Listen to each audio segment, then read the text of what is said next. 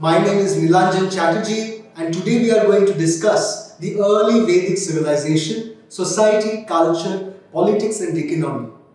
We have already discussed Indus Valley civilization and its decline, and in the last video we talked about the Aryan invasion theories. Okay, today we are going to talk about the Aryans and their civilizations, as to who were the Aryans, how do we get to know about the Aryans, what were their societal structures, political, administrative structures, and their economy largely. So, the early Vedic period that starts in 1500 BCE marks the emergence of Indo-Aryan civilization in the Indian subcontinent, okay, primarily based on Rig Veda. So, how do we get to know about the Aryans? The main corpus, the main literary source from which we get to know about the Aryans is basically the Vedas, okay. From the Vedas, we get to know about the Aryans. So Vedas are treated as the main historical source which tells us about the Aryans and their civilization. Before we come to the next slide, let me tell you one thing. We have started our admission program. If you are willing to join our college, visit our website. We offer BA, BSc and BCom courses along with integrated UPSC and IAS, IPS courses. For PU, we have Universal PU College with integrated CLAT courses. Now let me come to the next slide, the first slide of our video, that is the geographical extent of early Vedic civilization. Okay, the geographical extent of the early Vedic civilization.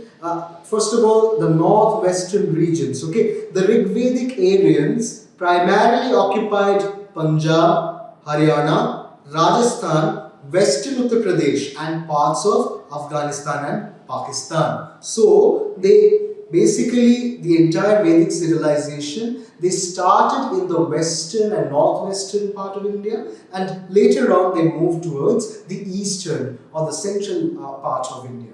Some of the important rivers that we get to know about from the ancient period, particularly in the early Vedic period, are Sindhu, which is Indus, Saraswati, Yamuna and Ganga. Okay. Now we are coming to the point of expansion.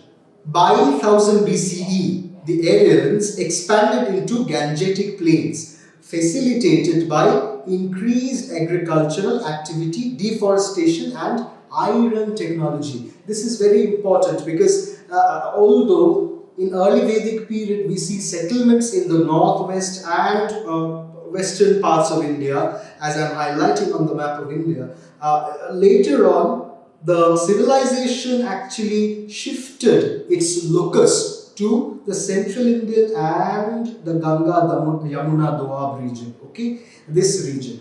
Okay, so we see a demographic shift. Okay, through the course of time by the late Vedic period. Okay, before we come to the definition of or the classification of different Vedas, I would like to mention one thing.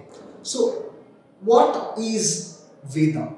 Okay, so Vedas in ancient times are often understood as Smritis and Shrutis. Okay, Smritis and Shrutis. So, which means some body of knowledge that is transmitted through what? Shruti, that means through hearing, and Smriti, through remembrance. Okay, so someone utters the Vedic knowledge, and you hear that, you memorize that, and that is how the knowledge gets disseminated. Okay, that knowledge spreads. Okay, so that is how Vedic knowledge is disseminated amongst people. Okay, and that is the importance of Vedas. Okay, particularly if we talk about ancient Rig Vedas, they were never written by someone, but rather they were orally transmitted from generation to generation. Okay, so there are 4 Vedas, that means 4 different bodies of knowledge. The first Veda is called the Rig Veda. Okay,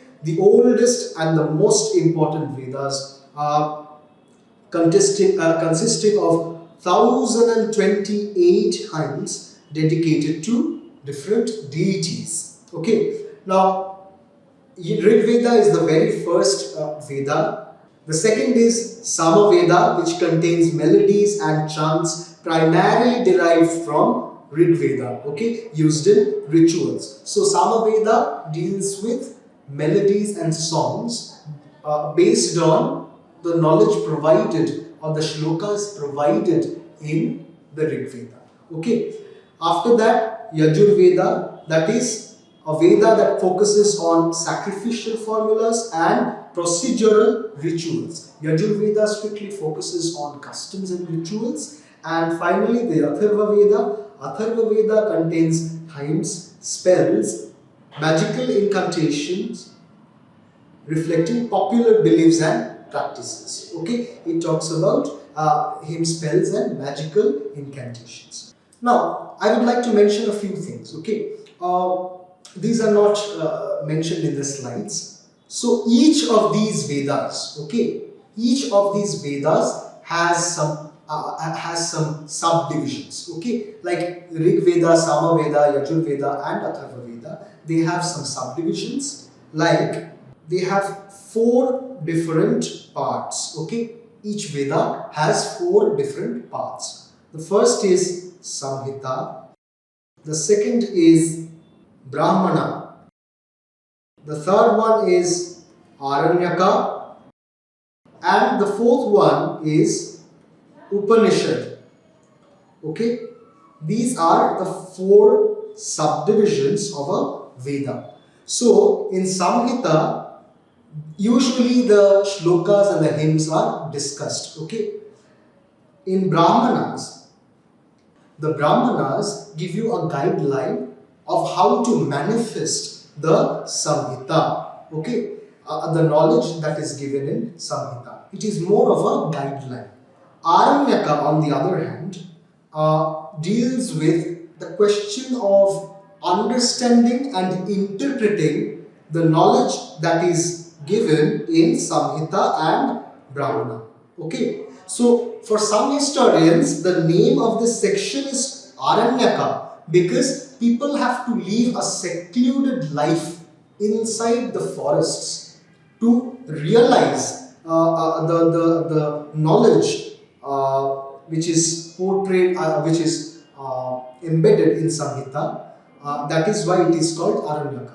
And for some historians, the Aranyakas are basically a body of knowledge that asks you to know about the unknown. And which is the unknown for the Vedic people?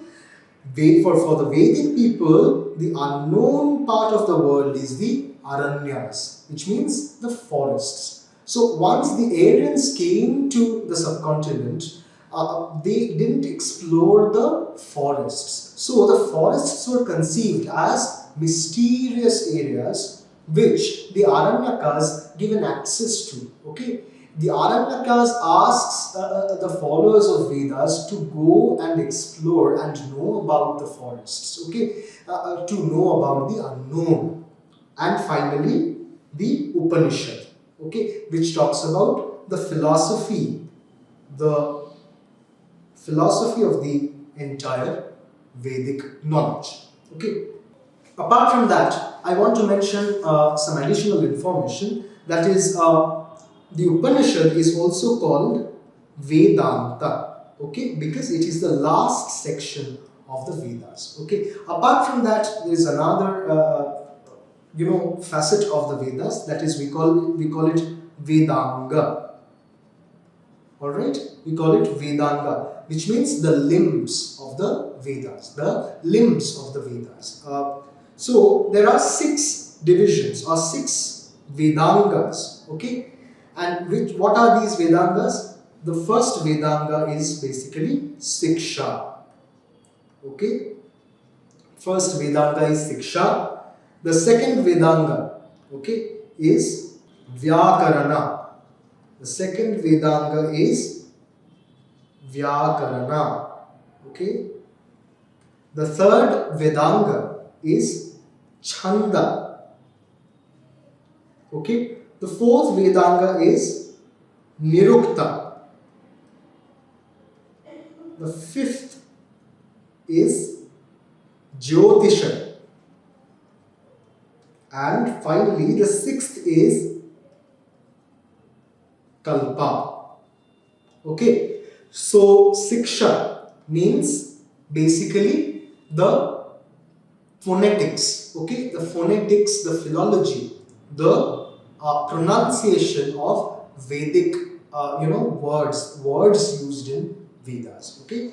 Vyakarana is the grammatological structure of the Vedas. Okay. What grammar it follows. Okay. It analyzes the grammatical order that has been maintained in the Vedas. Chanda, it talks about the rhythmic aspect, the poetic aspect. Okay. It talks about the syllables used in the Vedas. Okay.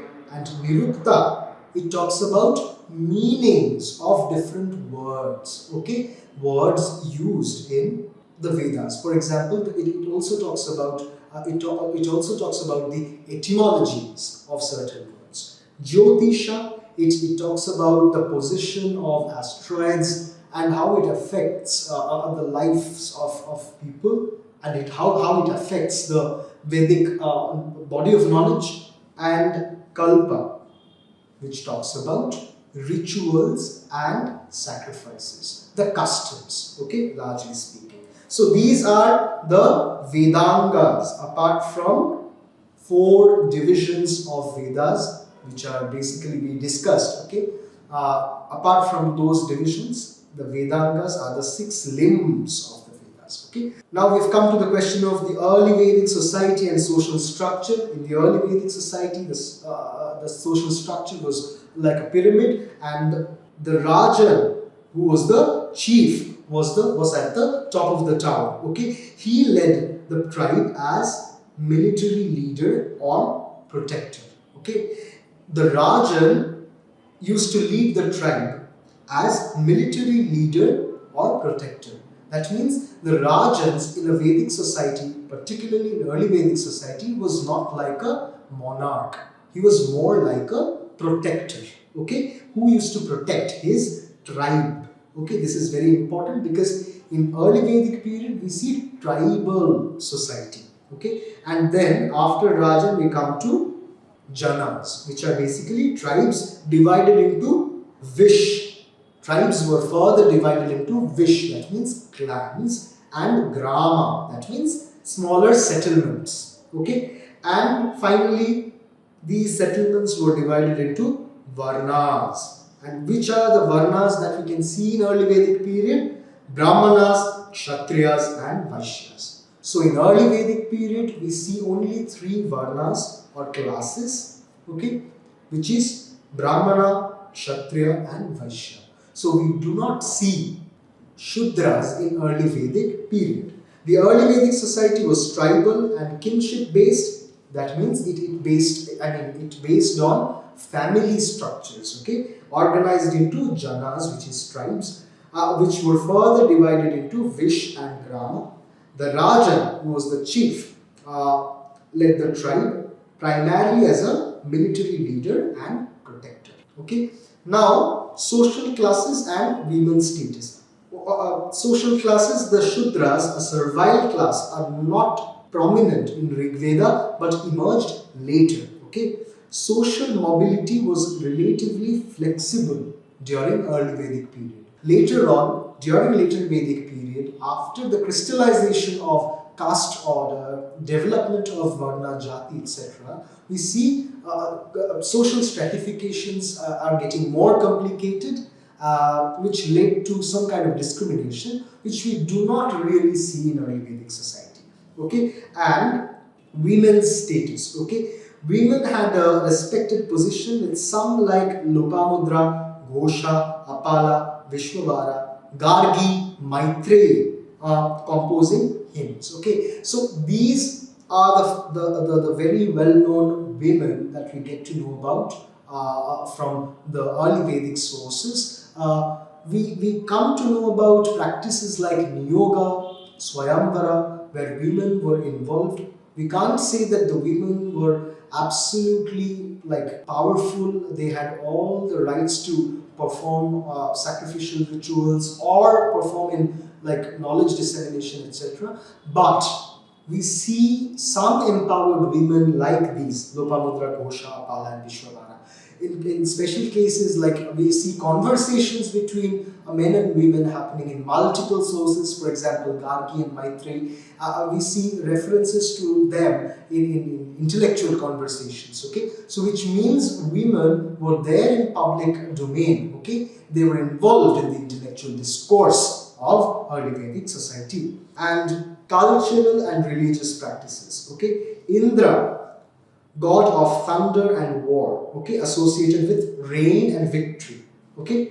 Agni, fire deity, mediator between humans and gods, okay. Varuna, cosmic regulator and enforcer of moral order. And finally, Soma, okay, a deity associated with sacred intoxicating drink, okay, which means, see, this is very important, all these four gods are basically nature, okay, a manifestation of natural elements. So which means Rigveda largely focused on natural elements as their main deities, okay. They used to conceive the natural elements as their deities. So early Vedic religion was polytheistic, concentrated on sacrificial rituals and nature-based deities, okay.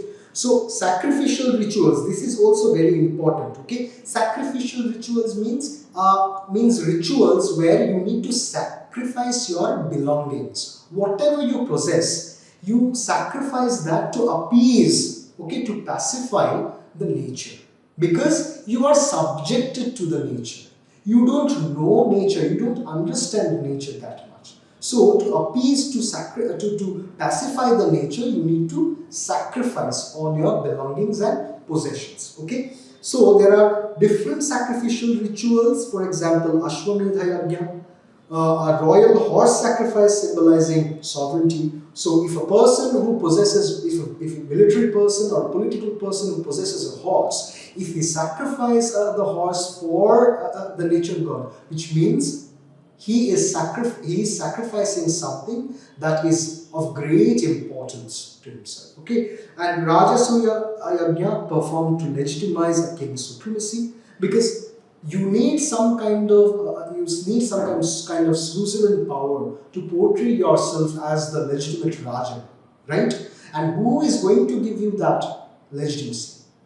The nature will give you, and for that legitimacy, you have to give nature back something. Okay, Vajapeya Yajna, which was conducted to enhance our ruler's prestige, for validation, and Agnihotra, daily fire sacrifice by high householders. So there are multiple interpretations of yajnas. For some historians, yajnas can be understood from a materialistic point of view. For example, people are sacrificing their material possessions and belongings in order to get social, cultural as well as political legitimacy or probably power or validation.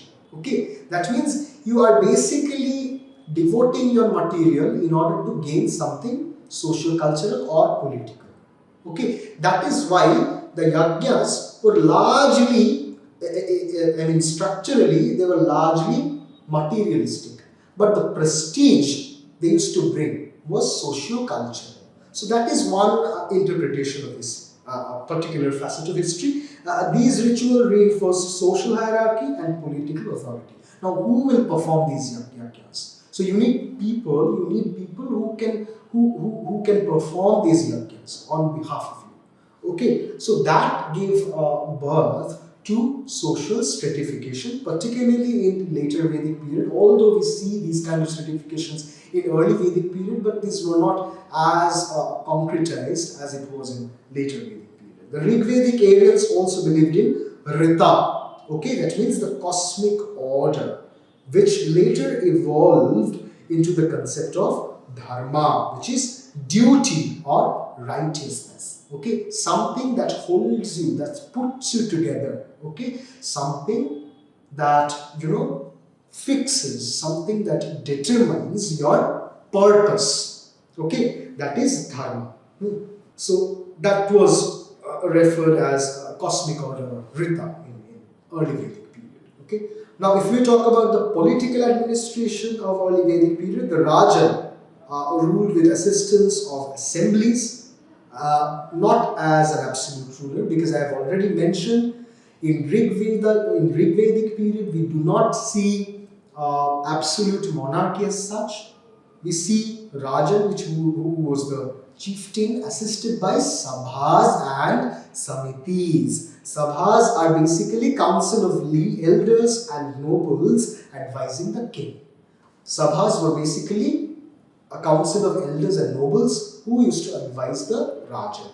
And after that, Samiti, which was more of a popular assembly representing warriors and commoners, where common people will come together and make a decision, make a choice. Okay, and the early Vedic political system was tribal and decentralized because there were multiple sabhas and samitis, and since there was not one particular Rajan who used to take all the decisions, so the society, the political administration was deeply decentralized. Okay, governance was managed through network of team-based leadership where disputes were settled by assemblies rather than a former judiciary. There was no court or judiciary as such. All decisions were fixed by the Sabhas and the Samitis. Okay, now we have come to the Battle of 10 Kings, the Dasarajana Yuddha, which was fought between King Sudas of Bharata tribe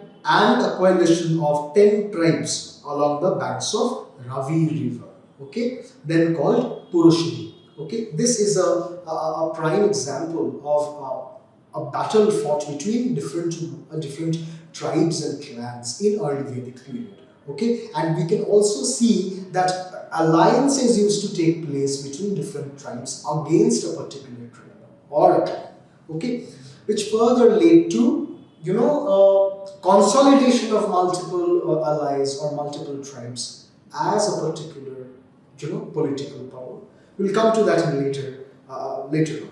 Okay, and what was the outcome of the Battle of 10 Kings? Sudas, guided by sage Vasishtha, emerged victorious, consolidating the Bharata tribe's supremacy. Okay, so Bharata tribe was victorious in that battle.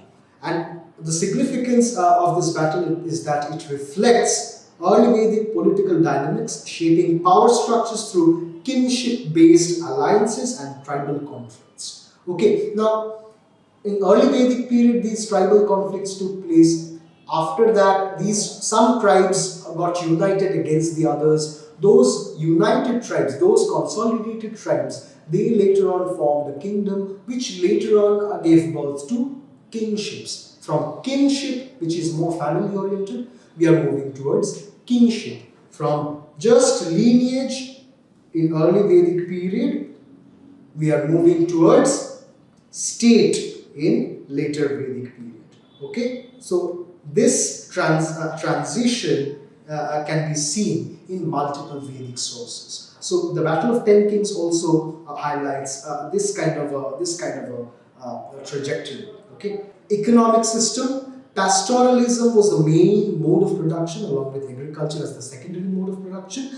In early Vedic period, the economy was primarily pastoral, with cattle, which was called go, serving as the chief measure of wealth. Okay, the term Gavishti, that means cattle raid, highlights the importance of cattle in economic transactions, which means there are more battles fought between different clans as to who will possess a particular group or herd of cows. Okay, so cattle were very important or economic animals in early Vedic period. Okay, and words like Gaveshana, okay, these were also very popular in early Vedic period, and agriculture was secondary but growing with reference to ploughing, which was called Sira, seeds, which was called bija, and irrigation, which was called apah. Main crops during early Vedic period included barley, which was called yava, wheat, rice, sesame, and beans. Okay. There were trade and skilled professions like rathakaras, who were basically the chariot makers essential for warfare, transport, and trade. Okay. Who used to make chariots, the rathakaras, and the tvashtaras. Okay. These tvashtaras were basically smiths producing weapons and tools. Now we've come to the weavers and potters. They were also very important professionals supporting economic activities, and the potters crafting essential household items. Trade was conducted through barter. This is also important. Trade was conducted through barter, with goods exchanged for cattle, grains, and artisan products. Okay. Urbanization and settlement patterns. Rural society in early Vedic society was non-urban and non-centralized. We've already discussed this. Temporary settlements were there because Aryans used to live a nomadic lifestyle. Okay. Archaeological evidence, particularly in sites like Bhagwanpura of Haryana, the Dheri of Punjab, Manda of Jammu, provide evidence of early settlements with mud structures, storage pits, and cattle enclosures. Okay. Notions like Gotra, okay, Kula were different institutions we can refer in early Vedic sources. Okay, Gotra are directly associated with cow sheds or cow shelters. Kula is directly associated with the notion of kin or family. So these were extremely crucial terms used in early Vedic period. Okay, and later on, by the later Vedic period, we see a transition towards permanent agrarian settlements. So we see a transition from pastoralism to agriculture by the later Vedic period. Okay, we have already mentioned about the Vedic literature. The main language used in the Vedas was Sanskrit, and Vedas, the knowledge of Vedas was transmitted through oral traditions. Okay, through Smriti and Shruti, right? So, technological advancements, metallurgy, the use of copper, bronze, with the gradual introduction of iron technology towards the end of later Vedic period, we can see, okay, end of early Vedic period, we can see. We can also see the use of ayas, okay, in early Vedic historical sources. Agriculture developed with the help of plows, irrigation systems also we can find by the end of early Vedic period, and transportation. We've already mentioned about chariot makers and chariots in general. Okay, so now we have come to the concluding part of our discussion today. The early Vedic period laid the foundation for much of Indian philosophy, religion, and social structure. Its influence can be seen in the development of Hinduism, caste system, which is also prevalent today, and Indian literature.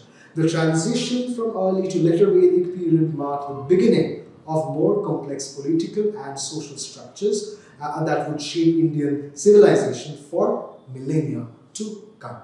Okay, that is it for today. If you have any query, please feel free to share your thoughts. Feel free to ask your questions in the comment section. Thank you very much.